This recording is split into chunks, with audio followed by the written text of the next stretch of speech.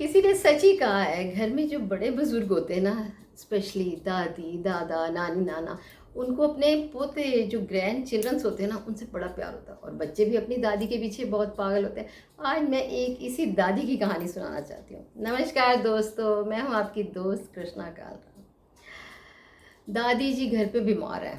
अब बेटा बहू बहुत अच्छी जॉब में, अब जितनी जॉब अच्छी है उतनी हेक्टिक है, तो बिज़ी बड़े रहते हैं। तो उन्होंने अपनी मम्मी के लिए एक अटेंडेंट नर्स रखी हुई है।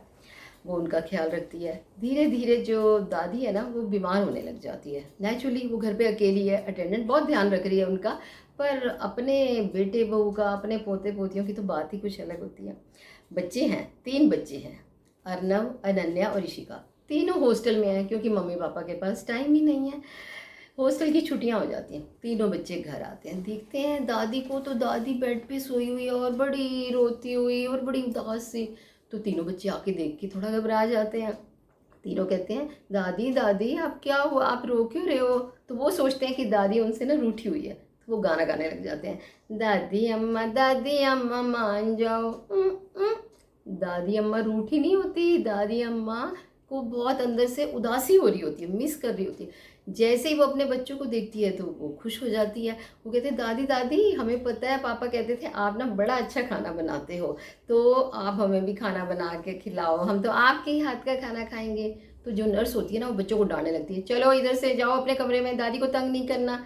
दादी को बड़ा गुस्सा चढ़ता है। वो नर्स को कहती है, तू कौन होती है मेरे बच्चों को डांटने वाली, क्यों डांटा? अरे मैं तो दादी आपके लिए डांट रही हूँ, ये आपको तंग कर रहे हैं, आप आराम से, आपको रेस्ट करना है, आपको ठीक होना है। नहीं, दादी उसको कहती है, तू एक काम कर, मुझे बाथरूम तक लेके जा, मुझे ना आज नहाना है।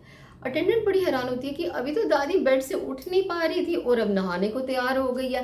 वो कहती है, अच्छा भाई, अब उसको कहना तो मानना ही था।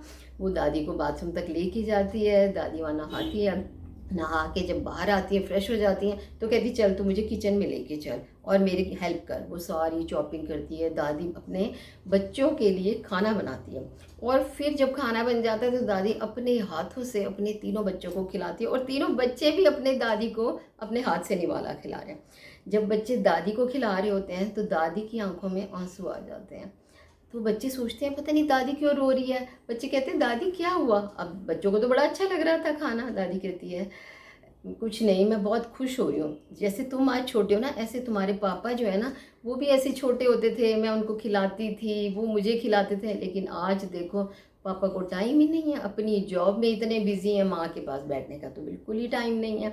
तो बच्चे कहते हैं, ठीक है दादी, हम तो अब आपके पास ही रहेंगे, रोज़ आप हमारे लिए खाना बनाना और हम आपके ही हाथ का खाना खाएंगे।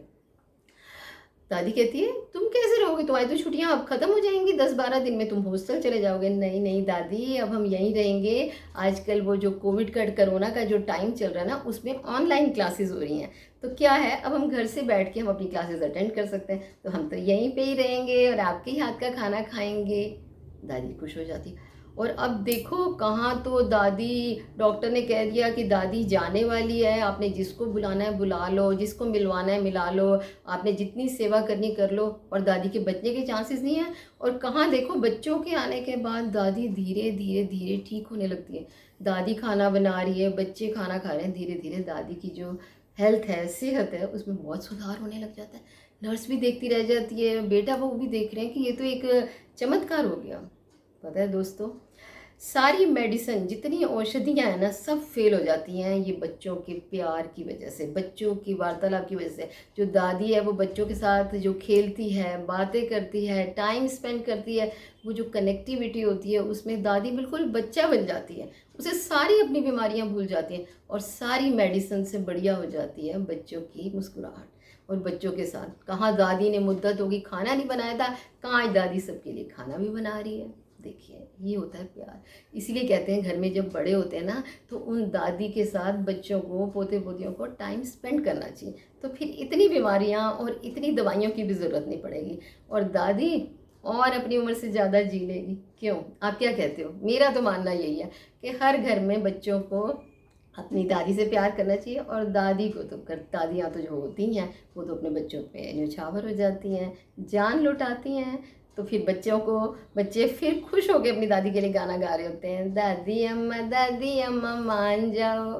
दोस्तों, अगर ये वीडियो आपको अच्छी लगी तो आप इसे लाइक, शेयर और सब्सक्राइब कीजिए। नेक्स्ट वीडियो में एक नई कहानी में, एक नए अंदाज में फिर मिलते हैं। Till then, bye bye.